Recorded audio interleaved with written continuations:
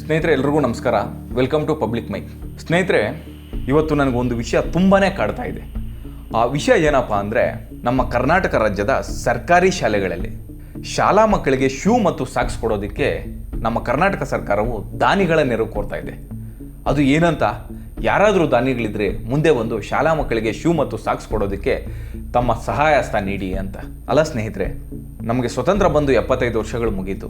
75 ವರ್ಷಗಳ ಸ್ವತಂತ್ರ ಭಾರತದ ನಂತರನೂ ನಮ್ಮ ದೇಶ ಮತ್ತು ರಾಜ್ಯದ ಪರಿಸ್ಥಿತಿ, ಅದರಲ್ಲೂ ಶಿಕ್ಷಣ ಇಲಾಖೆಯ ಪರಿಸ್ಥಿತಿ ಯಾವ ಲೆವೆಲಲ್ಲಿದೆ ಅಂತ ನೀವೇ ಒಂದ್ಸಲಿ ಯೋಚನೆ ಮಾಡಿ. ಎಷ್ಟೋ ಜನ ಬಡ ಮಕ್ಕಳು ಆ ಸರ್ಕಾರಿ ಶಾಲೆಗಳಲ್ಲಿ ಓದ್ತಿದ್ದಾರೆ.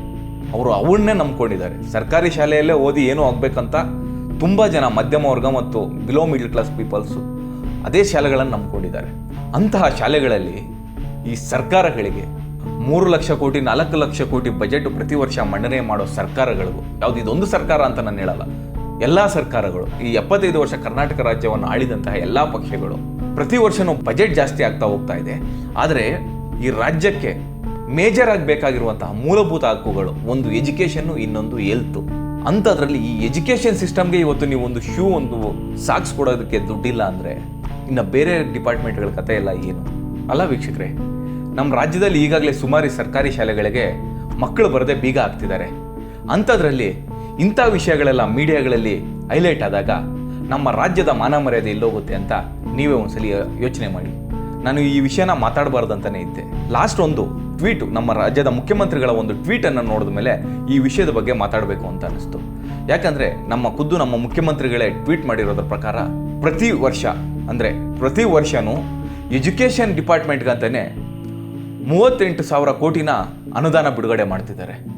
ಆ ದುಡ್ಡೆಲ್ಲ ಎಲ್ಲೋಗ್ತಿದೆ? ಅಷ್ಟು ದುಡ್ಡು ಕೊಟ್ರೇನು ಯಾಕಿನ್ನೂ ನಮ್ಮ ಸರ್ಕಾರಿ ಶಾಲೆಗಳಿಗೆ ಇಂಥ ಪರಿಸ್ಥಿತಿ? ಇಷ್ಟು ಕೋಟಿ, 38,000 39,000 ಕೋಟಿ ದುಡ್ಡನ್ನ ಪ್ರತಿ ವರ್ಷವೂ ನೀವು ಶಿಕ್ಷಣ ಇಲಾಖೆಗೆ ಇಡ್ತಾ ಇದ್ದೀರಾ. ಆ ದುಡ್ಡು ಎಲ್ಲೋಗ್ತಾ ಇದೆ? ಅದು ಅಲ್ದಿರಾ ಯಾವ ಶಾಲೆಗಳನ್ನ ತುಂಬ ಶಾಲೆಗಳನ್ನೇನು ಇಂಪ್ರೂವ್ನು ಮಾಡಿಲ್ಲ. ಸರಿಯಾದ ಬೆಂಚ್ಗಳಿಲ್ಲ ಮಕ್ಕಳಿಗೆ, ಸರಿಯಾದ ಬ್ಲ್ಯಾಕ್ ಬೋರ್ಡ್ ಇರೋದಿಲ್ಲ, ಸರಿಯಾದ ಪುಸ್ತಕಗಳಿರೋದಿಲ್ಲ, ಸರಿಯಾದ ಮೇಷ್ಟ್ರುಗಳಿರೋದಿಲ್ಲ, ಸರಿಯಾದಂತಹ ಕೊಠಡಿ ವ್ಯವಸ್ಥೆ ಇರೋದಿಲ್ಲ, ಸರಿಯಾದಂತಹ ಟಾಯ್ಲೆಟ್ ವ್ಯವಸ್ಥೆ ಇರೋದಿಲ್ಲ.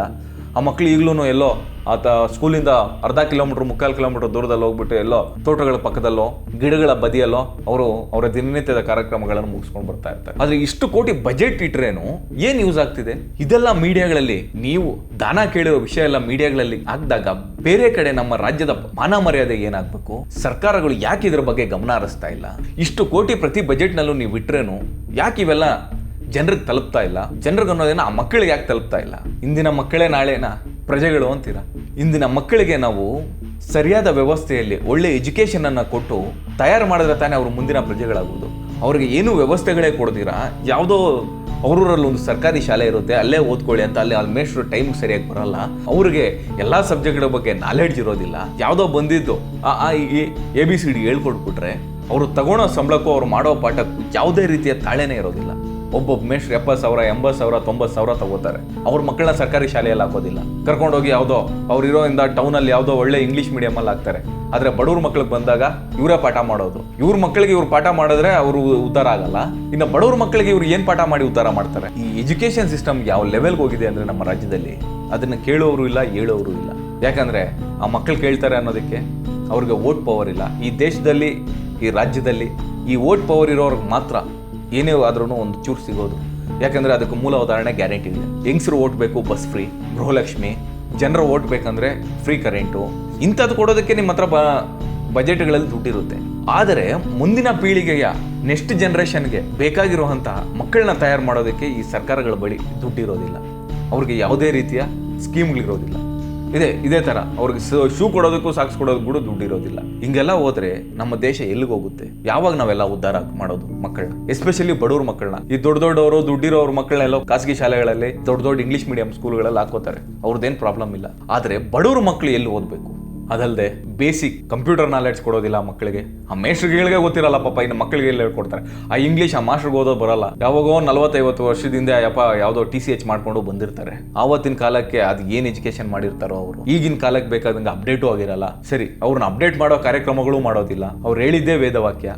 ಹಿಂಗೆಲ್ಲ ಮಾಡಿದ್ರೆ ಎಲ್ಲಿ ಮಕ್ಕಳು ಉದ್ಧಾರ ಆಗ್ತಾರೆ? ಏನಕ್ಕೆ ಹಳ್ಳಿಗಳಲ್ಲಿ ಪರ್ಸೆಂಟೇಜ್ ಕಮ್ಮಿ ಆಗ್ತಿದೆ ಅಂದರೆ ಇವೆಲ್ಲ ರೀಸನ್ಗಳೇ.